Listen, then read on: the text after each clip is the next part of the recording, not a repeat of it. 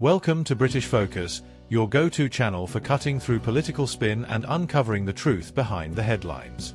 Today, we're diving into yet another scandal surrounding Rachel Reeves, a politician who seems to have trouble keeping her story straight. For months, interviewers have gone easy on her, avoiding the tough questions about her misleading claims on her CV. But that changed this morning when she was finally put under pressure, grilled on national television about the glaring inconsistencies in her work history. Her response? Nothing short of laughable. In today's video, we'll break down this revealing interview, exposing how Reeves tried to dodge accountability. But that's not all. We'll also be covering the latest news from across the country, keeping you informed on the issues that matter most.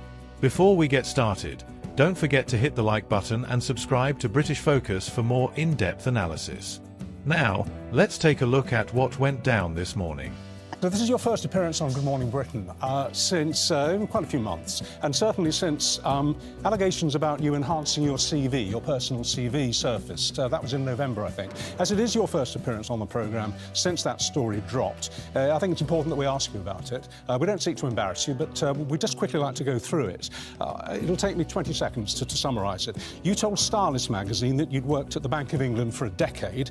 In fact, it was only 6 years, and one of those years was at the London School of Economics doing a master's course, so that's 5 years and not a decade.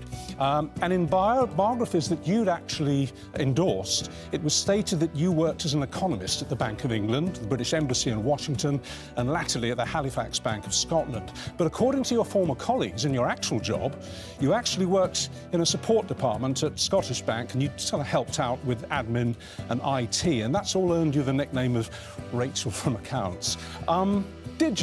Did you enhance your CV to make yourself look better qualified to be the Chancellor of the Exchequer if you won the election? I'm really proud of the jobs that I did before I became a Member of Parliament. I worked at the Bank of England in the international area, working on investment and productivity. I worked as the second Economics Secretary at the British Embassy in Washington. I've done an undergraduate degree in PPE, a master's from the London School of Economics in economics, and then I worked in the private sector where I worked for Halifax Bank of Scotland, working in Halifax in West Yorkshire and around the country. Heading up teams both in the mortgages area and in the retail operations. Why did you say that you'd worked at the Bank of England for a decade when in fact it was, well, it wasn't even 6 years, it was 5? I mean, that's exaggeration, isn't it? Well, I worked at the Bank of England for 6 years, between 2000 and 2006. I was employed by the Bank of England, including I spent just over a year at the British Embassy working in the economics section there, supporting the government and the bank. Why did you say it was a decade? Well, I think it's one interview. I worked at the Bank of England for 6 years. I worked for then at Halifax Bank of Scotland, I think, for 3 years after that. I became an MP when I was 31. But I think in the end, people want to judge me on the job that I'm doing today as Chancellor of the Exchequer. I'm qualified to do this job, but in the end, people are going to judge me. Am I growing the economy? Am I improving their living standards? And I'm determined to do just that. Rachel Reeves was given a golden opportunity to set the record straight, to come clean and take responsibility for misleading the public about her career history. But instead of admitting she exaggerated her credentials, what did she do? She doubled down.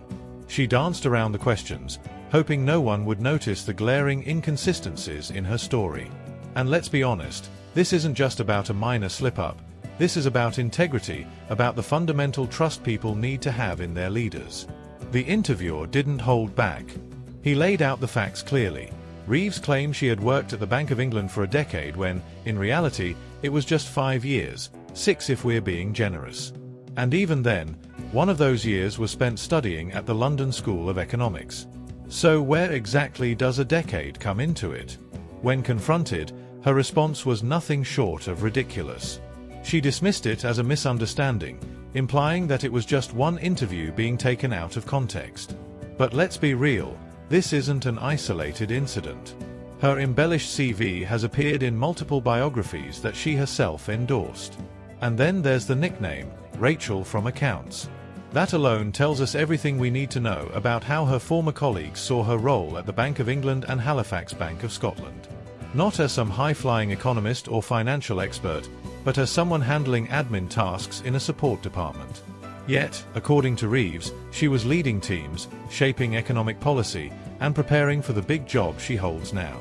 If she truly had the experience she claims, why would there be such a drastic mismatch between her version of events and the reality described by those who actually worked with her? Now, here's the most astonishing part of the interview.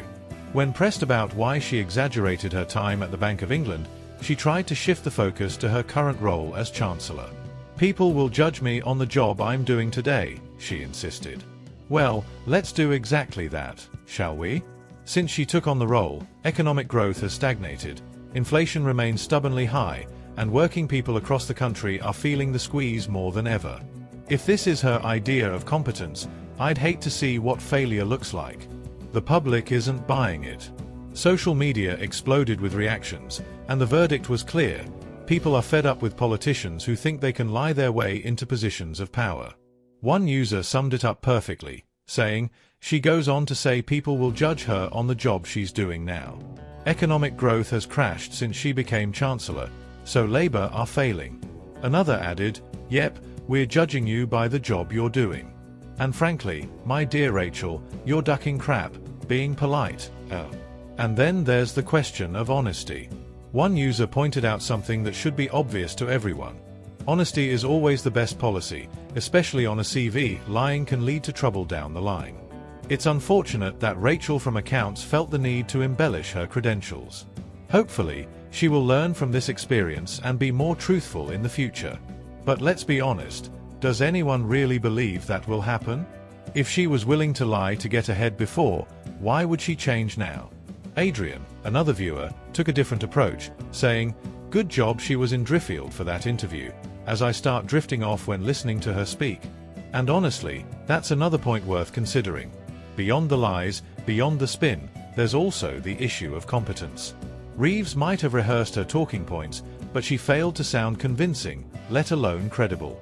So where does that leave us? Well, it leaves us with yet another example of a politician caught red-handed, refusing to admit fault and hoping the public will just move on.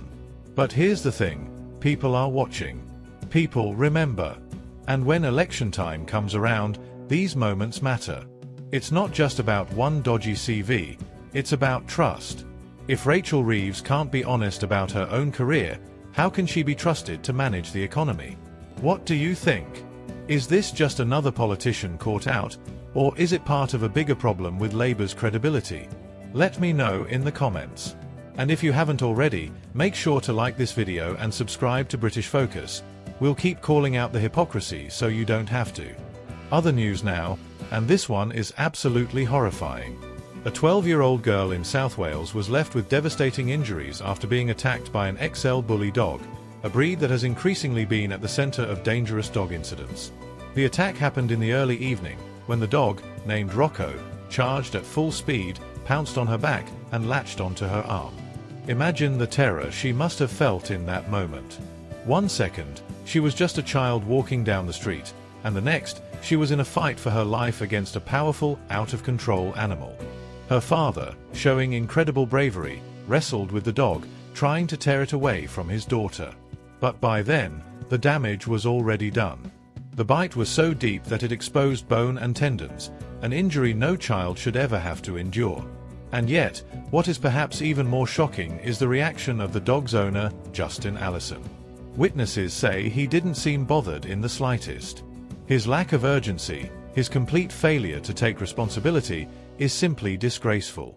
A 12-year-old girl was screaming for help, bleeding in the middle of the road, and the man responsible stood there as if nothing had happened. Let's talk about Allison for a moment. This is someone who, at 38 years old, was in possession of a banned breed without a license. He had a dog that was known to be dangerous, so much so that local vets even had a nickname for him, Rocco the Dude. And if that wasn't enough, police later found that he was also in possession of an offensive weapon, a butterfly knife. So let's not pretend this was just an unfortunate accident. This was a reckless, irresponsible individual who put others at risk, and a young girl paid the price for his negligence. Now, thankfully, justice has been served, at least to some extent. Alison has been sentenced to 3 years in prison and has been banned from owning dogs for the next 10 years. But let's be honest, is that really enough? A child has been left traumatized, permanently scarred, and her entire life has been turned upside down. 3 years behind bars doesn't seem like much of a price to pay for what she's had to endure. And speaking of her, let's not forget the real victim in all of this. In court, she described the attack as a bad dream, one that she hasn't been able to wake up from. She was housebound for weeks after the incident, unable to even sleep in her own bed. She missed 6 weeks of school, separated from her friends, unable to live the normal life she once had. She was a highly active child, participating in karate, rugby, gymnastics, and athletics, yet all of that was taken away from her in an instant. But the physical injuries were just one part of the nightmare. The psychological scars are even deeper. She now struggles to leave the house, gripped by fear every time she sees a dog. Can you blame her? What should have been just another day in her childhood became a traumatic experience that she'll carry for the rest of her life. Her own family has even given up their pet dog because they no longer feel safe. That's how far-reaching the consequences of this attack have been. And here's the bigger issue. How many more times do we need to hear stories like this before something changes? Dangerous dogs in the wrong hands are a serious threat to public safety, yet time and time again, we see irresponsible owners allowing these attacks to happen. Detective Chief Inspector Virginia Davies made it clear, owners need to be held accountable for failing to control their animals. And she's right. This isn't just about one careless man. It's about the system that allows people like him to own dangerous dogs without consequences until it's too late. So what do you think? Is the punishment enough, or should laws be stricter when it comes to dangerous breeds and irresponsible owners? Let me know in the comments. And if you haven't already, make sure to like this video and subscribe to British Focus. We're here to bring you the truth, no matter how uncomfortable it may be. Other news now, and this one is quite interesting. It turns out that King Charles has left quite the impression on MPs with his encyclopedic knowledge of the entire country. At a recent Buckingham Palace reception, attended by around 270 MPs and 45 peers, the monarch demonstrated a deep understanding of different constituencies across the UK. And let's be honest, in an era where politicians can barely keep track of their own policies, it's refreshing to hear that someone in a position of power actually knows the country they represent inside out. Paul W., a Labour MP for Rochdale, was particularly impressed, describing the King as impeccably polite and saying he knows a lot about every constituency.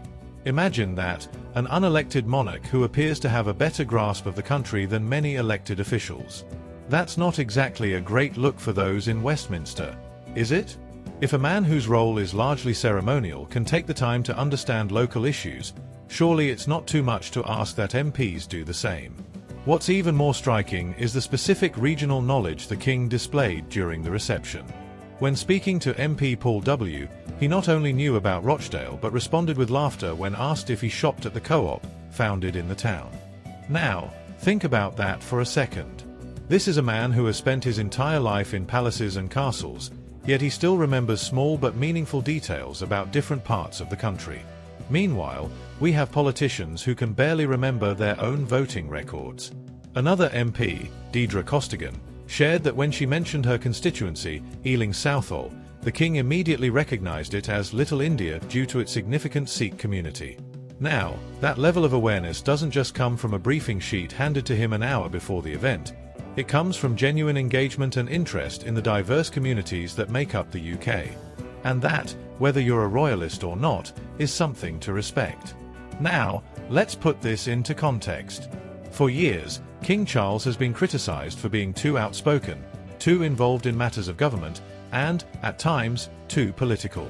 But here's the irony. While MPs fumble through generic speeches and out-of-touch policy announcements, Charles is actually engaging with people, showing a level of attentiveness that many politicians could only dream of. The contrast is, quite frankly, embarrassing. And let's be honest, the timing of this couldn't be better for the royal family. With the monarchy facing questions about its relevance in modern Britain, this type of insight and connection to ordinary people is exactly what it needs to stay relevant. People might not agree with everything Charles says or does, but one thing is clear, he is making an effort.